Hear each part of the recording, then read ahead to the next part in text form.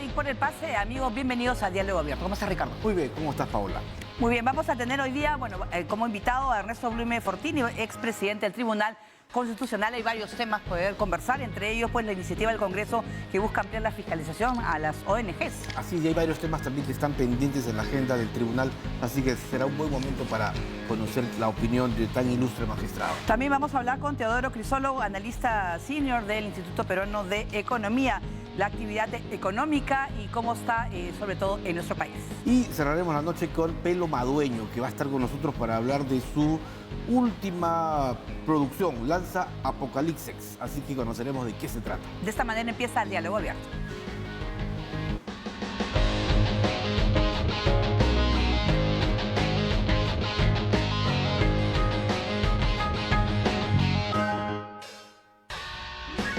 Esta muestra arqueológica no solo es una exhibición cultural, sino también un símbolo de la sólida amistad entre nuestros dos países.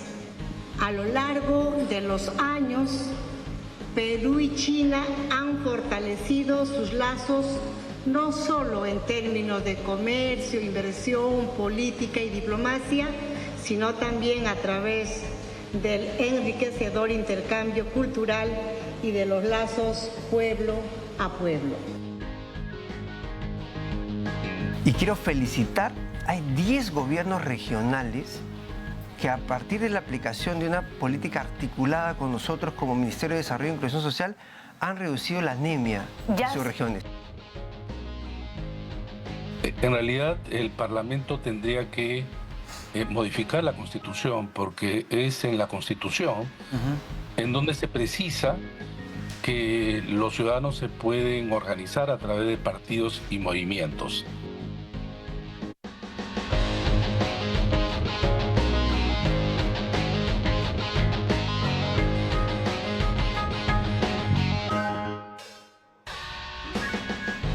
Vamos de inmediato a las entrevistas, Paola, para empezar hablando sobre el trabajo que tiene el Tribunal Constitucional, la agenda y, por cierto, los proyectos que se encuentran también a nivel del Parlamento y que en algunos casos podrían llegar incluso al tribunal.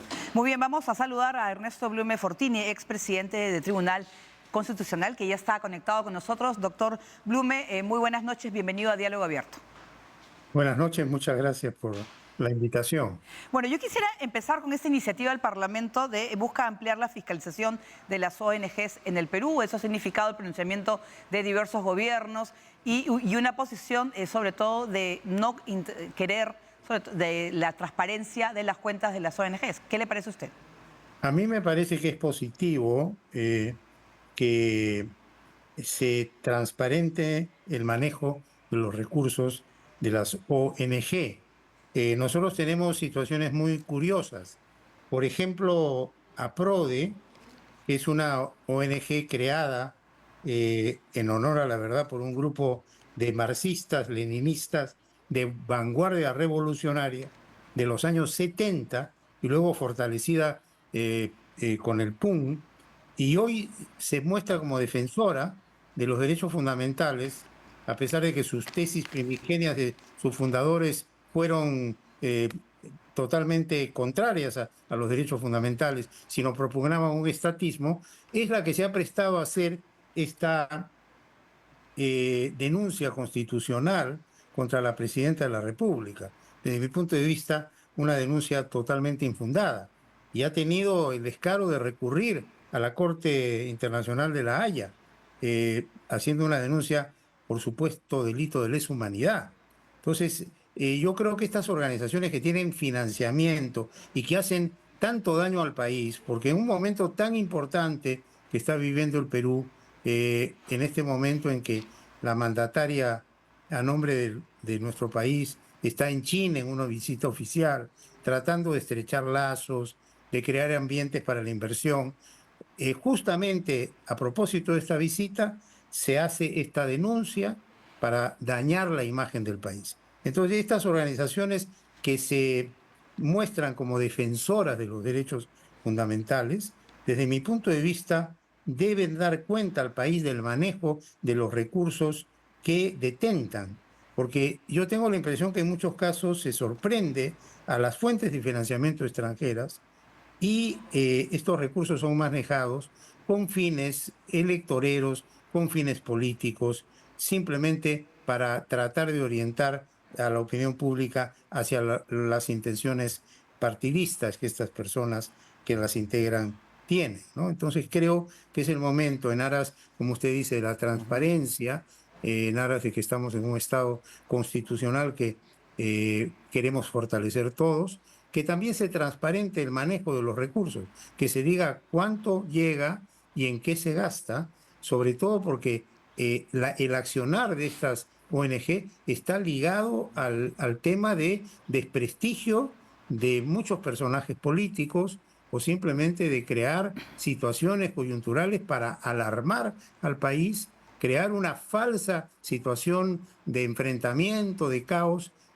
simplemente con fines políticos. Yo observo, por ejemplo, y con gran preocupación, que la presidenta Dina Boluarte, que como presidenta de la República debe merecer el respeto de todos los peruanos y debe merecer ese respeto porque personifica a la nación y la representa, es tratada por estos grupos extremistas, radicales, por los caviares, prácticamente como una piñata.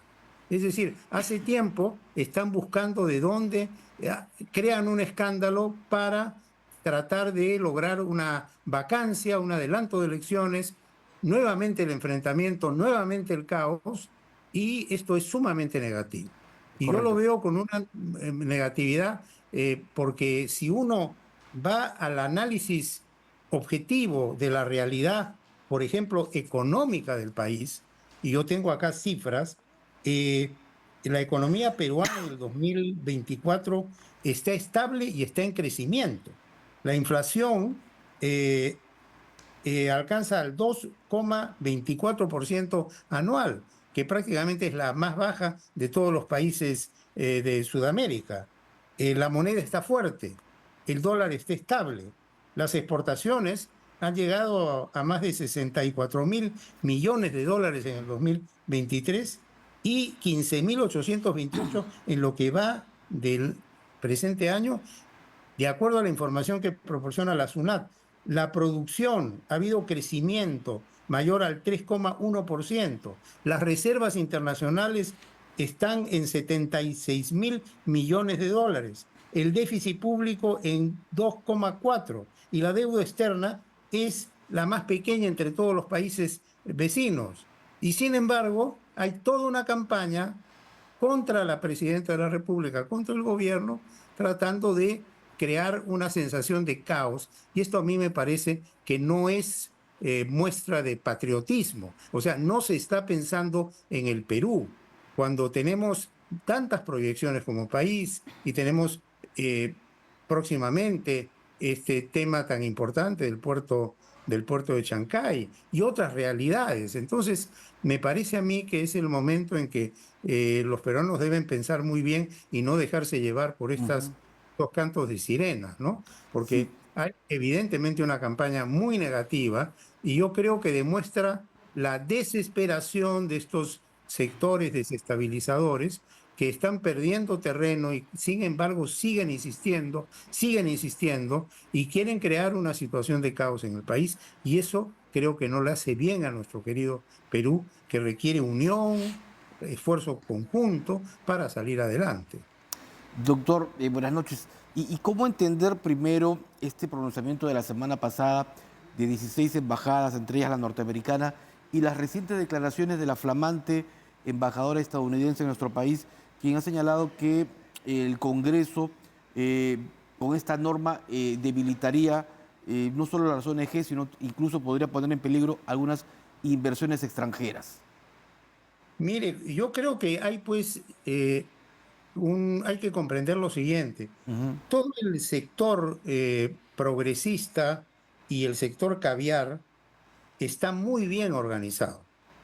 Eso hay que reconocerlo, es un mérito que tienen, eso es indiscutible.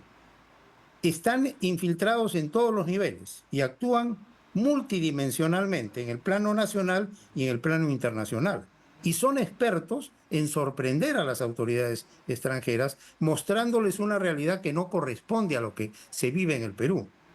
Y esto lo notamos frecuentemente. Por ejemplo, se habla de que aquí se vive una dictadura congresal, cuando es evidente que este Congreso ha sido electo en un proceso eleccionario que ha seguido los trámites y que está actuando en el marco de sus competencias. Si es que se sanciona a los miembros de la Junta Nacional de Justicia, se hace un escándalo nacional. Se usa la propia Junta Nacional de Justicia para defender a los miembros que estaban cuestionados en el Congreso de la República y se señala que si los mueven se desestabiliza la democracia en el país. Es decir, hay una campaña nacional e internacional de desprestigio y entonces obviamente las autoridades que reciben esta información y que no imaginan que haya un sector de peruanos que mienta tan descaradamente ante autoridades nacionales y extranjeras, pues muestran su preocupación. Es lógico. Pero hay que explicar que eso no es así y por eso yo siempre recomiendo que se afinen los mecanismos de comunicación que debe tener todo el sector democrático nacional y especialmente el gobierno frente a la comunidad nacional e internacional y salga al frente de todos estos infundios que permanentemente se difunden. Yo creo que el hecho de establecer mecanismos de supervisión y de control del manejo de estas ONG es muy importante, porque hay financiamiento que viene de afuera y hay campañas de filtración en muchos medios y hay un entrometerse en la vida política y sorprender a la opinión pública para crearse situaciones de desestabilización y eso es sumamente grave y eso no se debe permitir. Ajá. Sería bueno que, por ejemplo, Cancillería pueda formar una suerte de comisión que se reúna con los embajadores, que explique al mundo la posición peruana frente a esos temas. Yo creo que sí, yo creo que sí. Y la vez pasada se formó una comisión que yo integré, inclusive, y presidí, que prestó apoyo al gobierno durante un año, ya terminó sus funciones. Yo creo que hay que afinar los mecanismos, o sea, la democracia es un sistema muy importante, muy potente, pero en la medida en que la democracia se sepa defender frente a los embates de fuerzas que vienen de diversos niveles. No se olvide usted que el movimiento castrochavista tenía en su mapa ya colocado al Perú como dentro de su esfera. Y felizmente se produjo la caída del expresidente Castillo y hemos vuelto a unir a las fuerzas democráticas para evitar ese camino descendente que nos iba a conducir hacia el socialismo del siglo XXI. Eso estaba dentro de los planes, estaba previsto. Y tanto es así que vino esa reacción, esa reacción tan negativa de marchas, de toma de aeropuertos y todo lo demás que bueno, el gobierno de la señora Dina Boluarte ha enfrentado y ha enfrentado con éxito, pero sin embargo siguen insistiendo y acusan de que ella es la culpable de las consecuencias de los hechos que precisamente estos sectores radicales provocaron. Claro, y además uno se puede preguntar, es todo por el tema, para evitar la fiscalización, que en todo caso significaría transparencia de sus cuentas y saber en qué gastan el dinero donado. Exactamente, exactamente. Porque el argumento que se usa para recibir ese dinero es que se va a trabajar en aras del fortalecimiento del sistema democrático, en aras de la defensa de los derechos fundamentales, en aras de la institucionalidad del país, en aras de combatir la pobreza, atender a los sectores populares. Y sin embargo, si se hace una investigación en alguna de estas entidades, se descubrirán muchas sorpresas. Increíbles. Esta norma que modifica la ley de creación de la Agencia Peruana de Cooperación Popular, APSI, debería obligar a todas las ONGs a estar inscritas, porque en la actualidad no digamos todas las que operan en el Perú forman parte o están registradas ante los documentos de APSI. Desde mi punto de vista debe haber un registro de estas organizaciones, una información de los recursos que reciben y la posibilidad de que se transparente su gestión y que haya acceso a esa información, porque están trabajando invocando el interés público.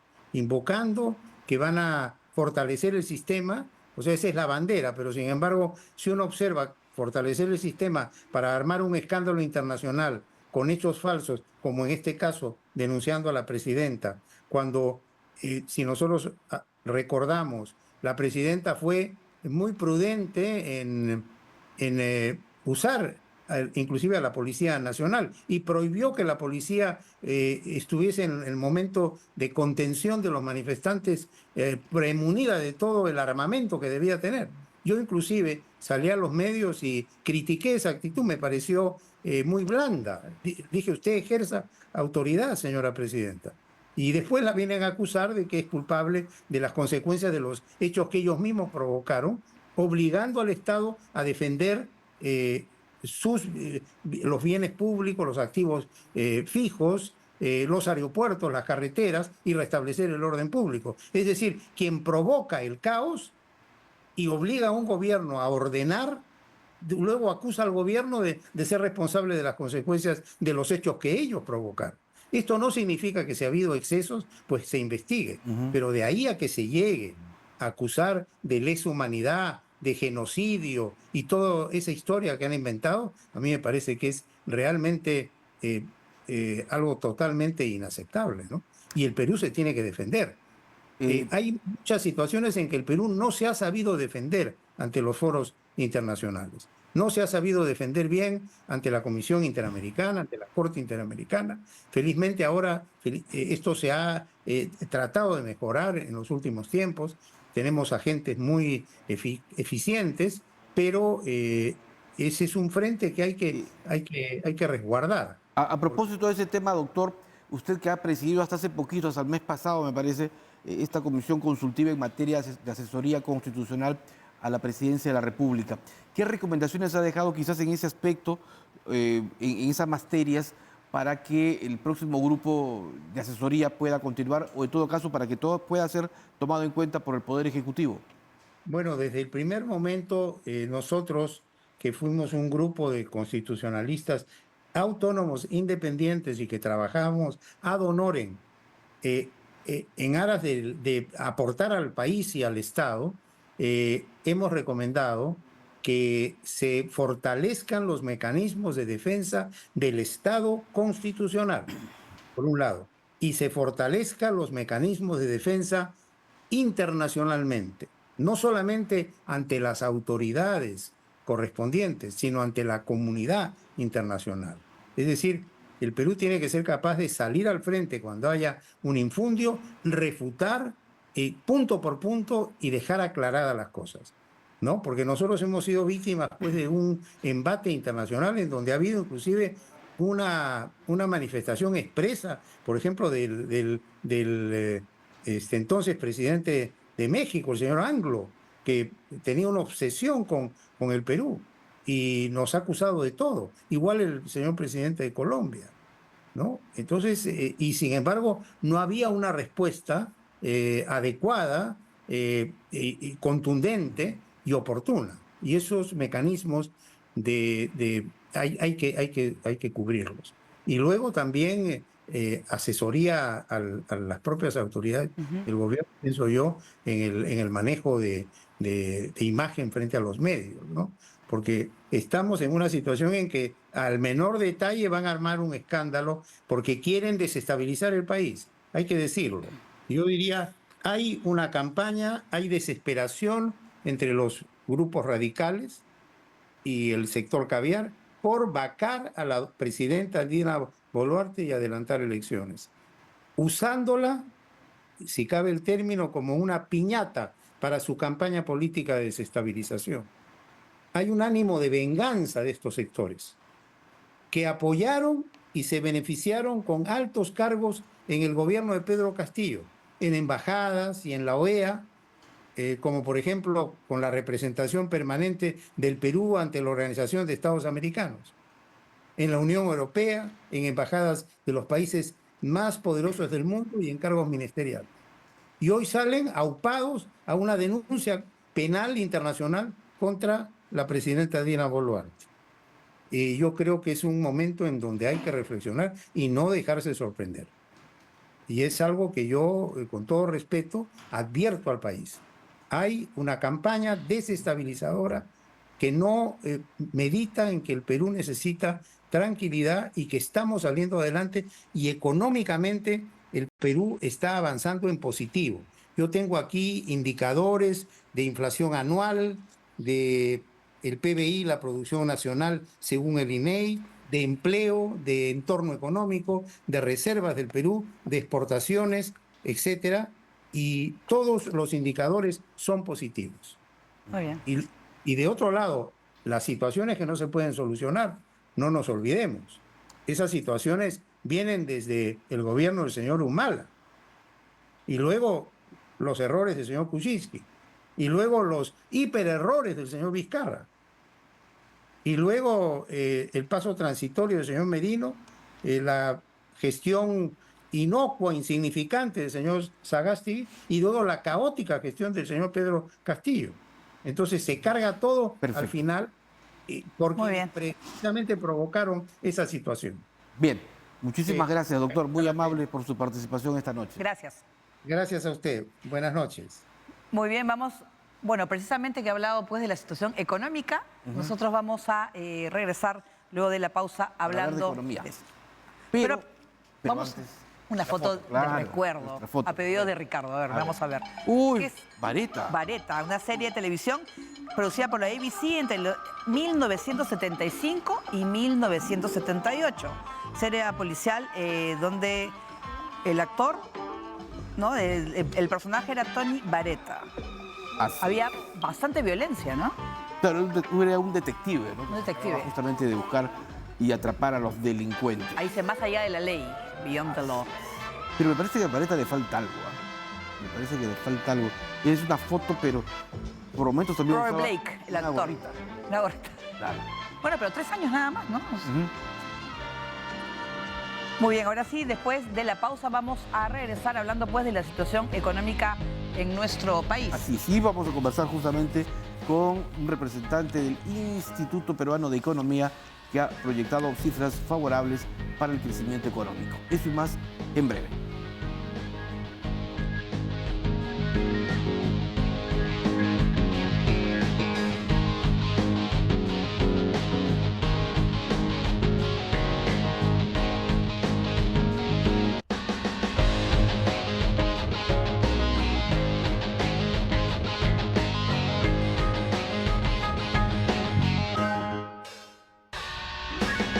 Bien, vamos a hablar ahora de proyecciones económicas a propósito, Paola, del último informe que entregó el Banco Central de Reserva, pero además también de las cifras iniciales que proyectó el Instituto Nacional de Estadística e Informática respecto al crecimiento de abril, que sin duda fue bastante alentador para todos.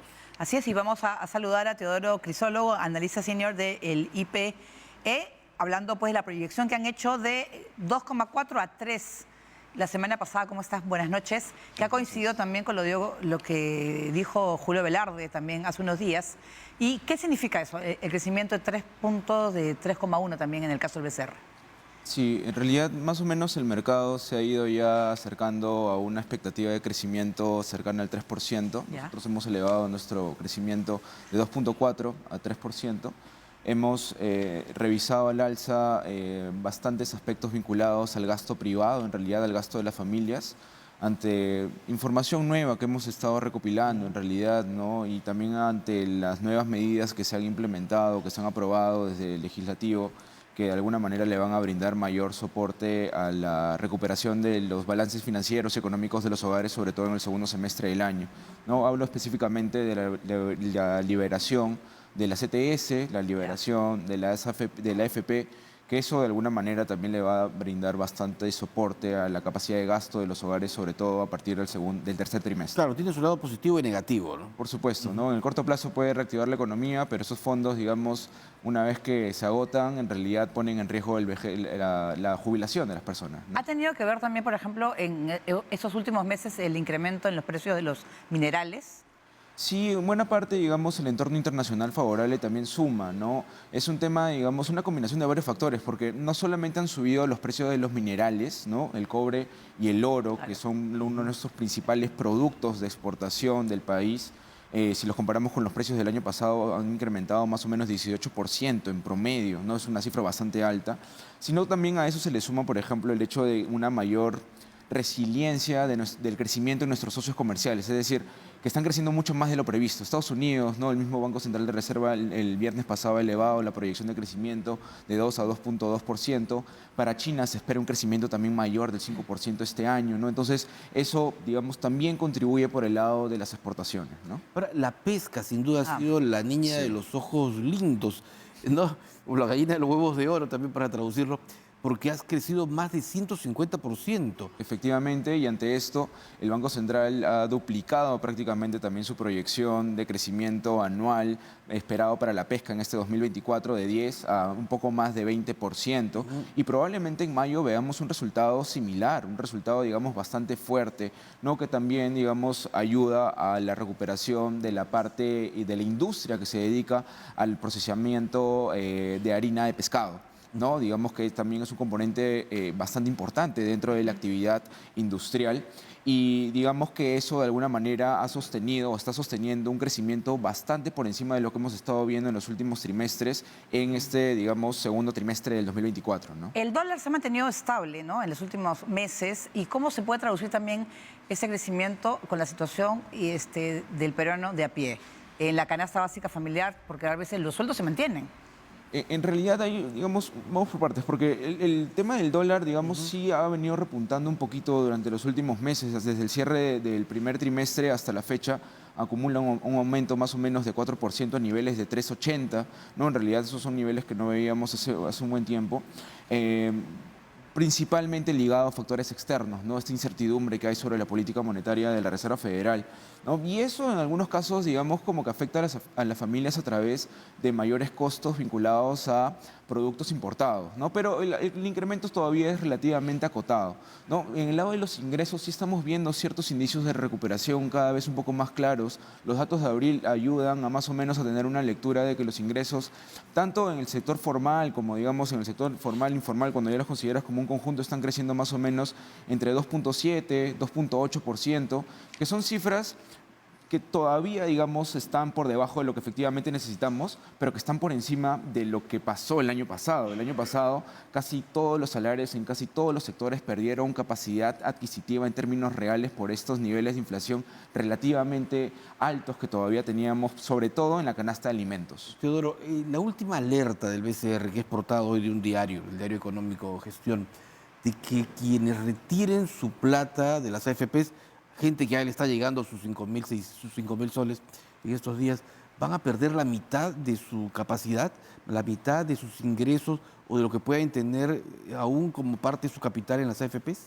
Sí, efectivamente. Sobre todo los que ya están, digamos, en una edad ya un poquito más avanzada, ¿no? 40, 50 años, retiran absolutamente todo, les va a quedar muy poco tiempo para poder reponer sus cuentas individuales de capitalización y contar con mejores pensiones, ¿no? Digamos, esa estimación es relativamente conservadora. En algunos casos puede ser inclusive hasta el 20% apenas de lo que se tuvo en realidad durante su vida laboral, ¿no? Durante, digamos, su vida laboral, lo que conocemos como la tasa de reemplazo, ¿no? Y en general, digamos, por eso es que comentábamos hace un ratito que es una medida que te puede reactivar la economía en el corto plazo, pero en realidad eleva la vulnerabilidad de los trabajadores formales o de los que están afiliados a un sistema de pensión de caer en la pobreza cuando se jubilen. Pero también lo que están haciendo muchos es poder quizás saldar sus deudas, ¿no es cierto? Sí. Y también poder incluso invertir en algo pensando en el futuro. Sí, exacto. Es decir, digamos, las personas de alguna manera se les ha dado ahorita la disposición de contar, digamos, con sus recursos y tratar de solucionar temas financieros, pero digamos que no es lo más recomendable en general. O sea, el pago de deudas probablemente sea recomendable, pero invertir en un negocio ya, digamos, es muy riesgoso. ¿Qué pasa si el negocio no le va bien? ¿Qué pasa si compras un departamento o si compras, digamos, un activo y el activo termina perdiendo valor a lo largo del tiempo, se deprecia muy rápido, ¿no? En general, eso más bien le transfiere todo el riesgo de longevidad al afiliado cuando en la práctica debería recaer ¿Qué en las activos agencias. son los que se deprecian más rápido? Digamos, para la gente que se está escuchando en O este sea, momento. usualmente no, por ejemplo, lo típico es de, ya bueno, saco mi FP y puedo comprar, no sé, un taxi, ¿no? O digamos un automóvil o una Los moto, carros, claro, o una moto, digamos, para hacer el libre. ¿Qué pasa si ocurre un accidente? ¿Qué pasa si no está asegurado ese tipo, digamos, No, de y activo? cada año cuesta menos también. Exactamente, entonces... Y si es chino, peor. Probablemente dependa mucho de la calidad de los activos que prefieran, digamos, la mayoría de consumidores, pero lo principal de todo esto es de que las personas terminan asumiendo, digamos, un riesgo innecesario muchas veces de perderlo todo, ¿no? De perderlo absolutamente todo, y eso al final los deja muy, pero muy vulnerables para el momento de la jubilación. En el estudio que hacen ustedes a niveles de regiones, ¿han podido ver qué regiones son las que más se han recuperado, teniendo en cuenta que a fin de año se inaugura también el tema del megapuerto de Chancay? Imagino que va a significar, por ejemplo, un avance para esa zona de la costa, ¿no? Sí, definitivamente. En un informe que publicamos hace unas semanas, hicimos una radiografía del crecimiento regional Ahí lo a tenemos. a lo largo del primer trimestre, ¿no? Que son las cifras oficiales que tenemos disponibles. Casi el 70% de la recuperación durante el primer trimestre estuvo concentrada en las regiones del sur, ¿no? En las regiones que fueron severamente afectadas por el clima de conflictividad social que se registró a inicios del año pasado. Y ahora, en lo que va del segundo trimestre, las regiones también del sur siguen siendo favorecidas por este rebote agrícola bastante fuerte que ha tenido la actividad del agro vinculada al mercado interno durante el mes de abril, ¿no? La producción de papa ha crecido más del 70% y cerca del 50 puntos porcentuales, casi 3/4, ¿no? De ese crecimiento proviene de niveles récords de cosecha en el caso de Puno, por ejemplo, ¿no? Que se ha llegado, digamos, casi las 600.000 toneladas de cosechas de papa, ¿no? Y aparte de eso también se le suma el tema de la primera temporada de captura de anchoveta que está beneficiando sobre todo a Lima, Ancash y Trujillo, ¿no? Son, digamos, los principales terminales pesqueros donde están desembarcando ese tipo de recursos. El tema es también mayor producción con mejores precios, porque sobreproducción genera depreciación. Sí, efectivamente, ¿no? O sea, es la combinación de varios factores, pero digamos de que hay bastantes indicios de que la economía se está recuperando, las economías regionales se están recuperando en este segundo trimestre del año. Eso es bueno. Muy bien, muchísimas gracias a Teodoro Crisólogo, analista senior del Instituto Peruano de Economía, que está con nosotros hablando pues del crecimiento, y eso es muy buena noticia para nuestro país. Sin duda que sí, eso sí nos alienta. Vamos a hacer una pausa, antes o la foto. La foto. A ver, ¿cuál es la foto segunda que nos foto. toca a esta hora? Bueno, ese es un personaje, ¿no? Es el sereno, Es el sereno. ¿no? Personaje claro. encargado de vigilar las calles y regular el alumbrado nocturno con lámparas de aceite, cebo o queroseno, se Y llama. solía ir armado con una macana o usaba un silbato para dar a conocer, o una suerte de alarma que en caso era necesario, es decir, si había una emergencia. Claro, y dice que gritaba a las 12 y todo sereno. Claro, pues sereno porque era tranquilo. Claro. ¿No es cierto? Sí, pues. Bueno, ahora incluso las mamás dicen, no, cuidado que te dé el sereno. Muy bien, nosotros vamos a hacer una pausa y vamos a regresar luego de la misma con nuestro siguiente invitado, con Pelo Madueño, músico cantante que lanza Apocalipsis. Así es. Pausa y volvemos.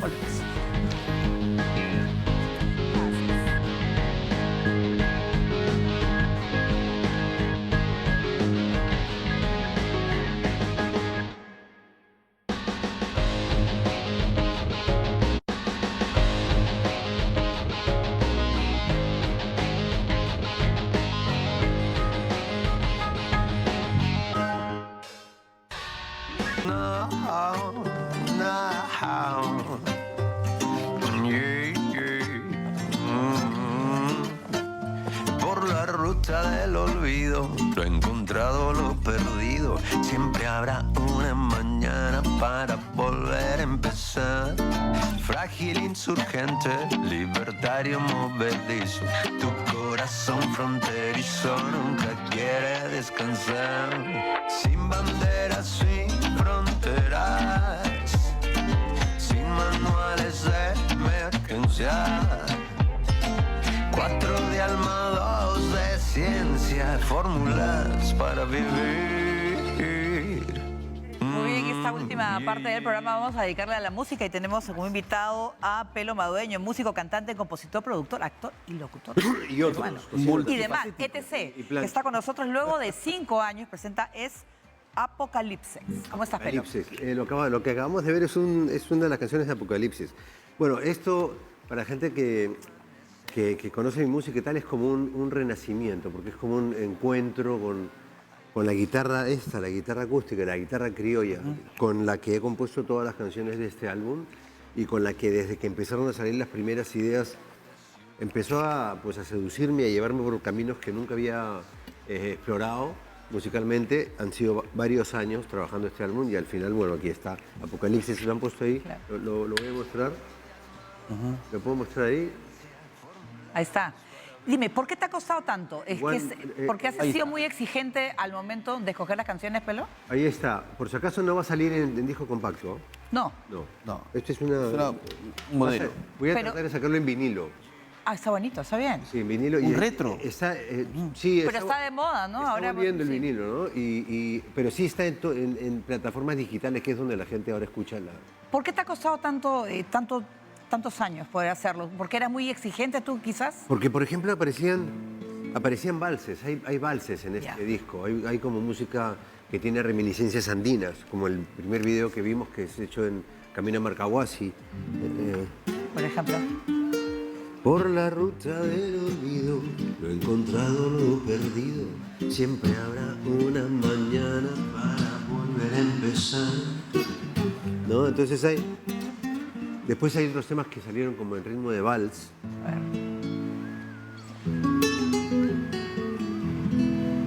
Te perdí de silencio, de ceguera, de luna, de sol. Te perdí, si lo pienso, de sordera, de puna, de ron. Fuiste tan diligente para decirme adiós. Entonces aparecen las ideas y me metí mucho a explorar con otros sonidos porque es como un terreno nuevo y al final me he dado cuenta de eso mucho porque cuando yo quiero darle a mis músicos referencias y les digo, oye, mira, por aquí va más o menos, no he encontrado, ¿no? Ahora, ¿este renacer a dónde apunta, Pelo?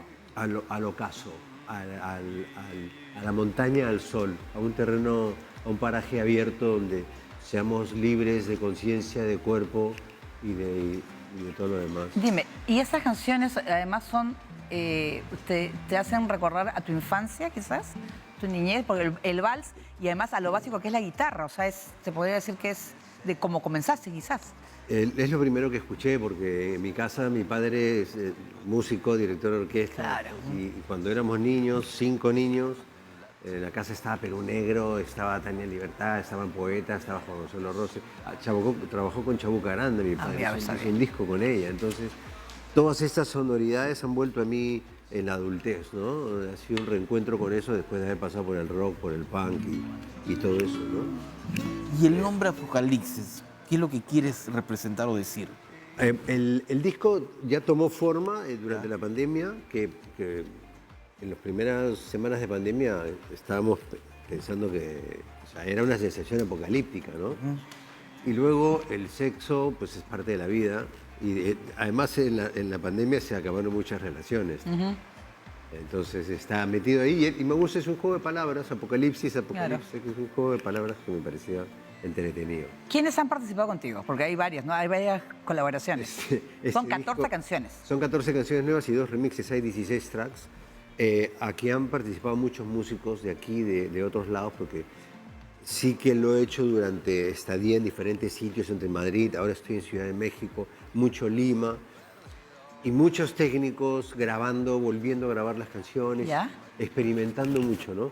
De hecho, el sonido es tan nuevo que hay una banda nueva que estoy armando, banda nueva con un espectáculo nuevo. Voy a presentar esto a la gente el 17 de agosto, sábado. Las entradas ya están en Join Us, va a ser en una sala nueva que se llama Sala Osma. Ah, está de moda, Sala Osma, sí. Está bien, ¿no? Está de moda, sí. Y entra una cantidad buena de gente y bueno, ya pueden comprar sus tickets en Join Us. 17 de agosto, vamos a presentar esto, que es lo que más me ilusiona, además. ¿Estás buscando la perfección con toda esta explicación que nos has dado? No, que va, eso está lleno de errores. Hemos respetado pero esto de regrabar y volver a grabar en Madrid, en México... Eso es como buscando estéticamente algo que me signifique, que te satisfaga. algo que con lo que sienta que aporto a a una sonoridad. Entonces, porque puedes experimentar con un cajón, pero luego Claro. cambias con otra cosa y vas experimentando. No, y además estás experimentando con algo básico que es la guitarra. O sea, no es... Básicamente es- claro, o sea, no vas a lo complejo, es lo básico. Lo que pasa es que la guitarra acústica y la voz, que es una vuelta a lo primigenio, a la intimidad, y te da un campo de expresividad muy grande. No, pero lo bonito que los valses como antes, que era con la guitarra nada más y se llamaba la, Claro. y se llamaba la jarana, Por ¿no? ejemplo, hay un vals que luego lo convertí un poco en ranchera, Ya, a ver. que es es una canción que se llama No me mientan. Así que va dedicada con bastante cariño al sector. No me mientan, dejen de hablar porquerías. Solo son buitres y arpías a las puertas de elecciones. No me mientan, no abusen de mi nobleza. Ya no me vendan la pieza, anuncios ni promociones. No me mientan que yo tengo alma de bisonte y me voy al monte, a las cabras, al viento y al sol. No me mientan que el mundo es mejor sin ustedes, que solo quieren que les dé todo lo que soy. No me mientan. Está buena la música, ¿eh? Esa canción puede dedicar. La puedo dedicar a varios.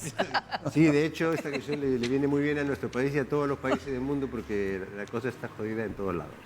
Oye, y vamos a ver un video también del Rehabilitado. nuevo disco, Rehabilitado.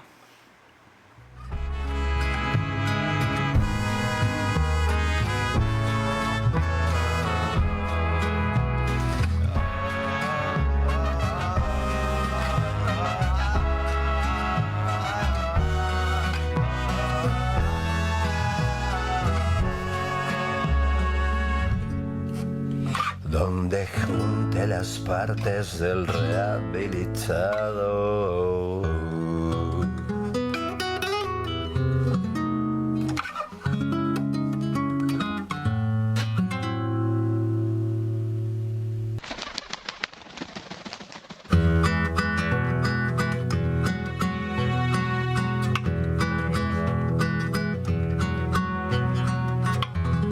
Estaba viendo, bueno, estaba yo impresionada con las Con las alas. con las alas. Hay una hora en el día en que me salen esas alas y luego se me vuelven a guardar.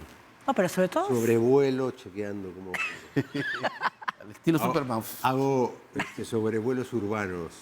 Oye, pero qué bonito y además 14 canciones es bastante, ¿no?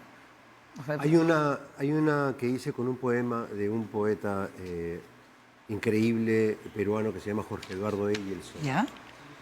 que además acaban de ser sus 100 años de nacimiento. Y ahí es el tema 14, es un poema suyo que he musicalizado. Es algo que no es primera vez que hago, me gusta mucho. Y dime, ¿y ahora en esta presentación del 17 de agosto te van a acompañar algunos de que han ayudado contigo en el disco? No. Hay una banda nueva, muy acústica. No se asusten la gente que dice "Oye, las canciones de antes". Ahí está. También vas a cantar. Ahí están las canciones de Ah, ya. antes. Pero yo me concentro mucho en el presente, que es lo que más me motiva Claro. como compositor y que seguiré componiendo toda mi vida. Lo que más me gusta es lo que hago hoy. Pero para irnos, recordarle a la gente cuándo va a ser tu presentación. El 17 de agosto en la sala Osma, ya están las entradas en Join Us. Y bueno, hay aforo limitado. Espero que eso esté reventando y que podamos hacer algo bonito como para empezar una gira con este disco nuevo. Muchísimas gracias a Pelo Madueño que ha estado con nosotros. Y antes, bueno, de irnos... Invitar a las redes. También. Quiero invitar a las redes a la gente porque ahí ponemos todo, ahí está toda la música, Pelo Music Oficial en Instagram. Hay de todo, entretenimiento, cocina, desnudos y de todo que buscan ustedes en el mundo digital. Muy bien, muchísimas gracias, Pelo. Y con esto nos despedimos. Gracias por acompañarnos y que tengan linda noche. Nos vemos. Chao.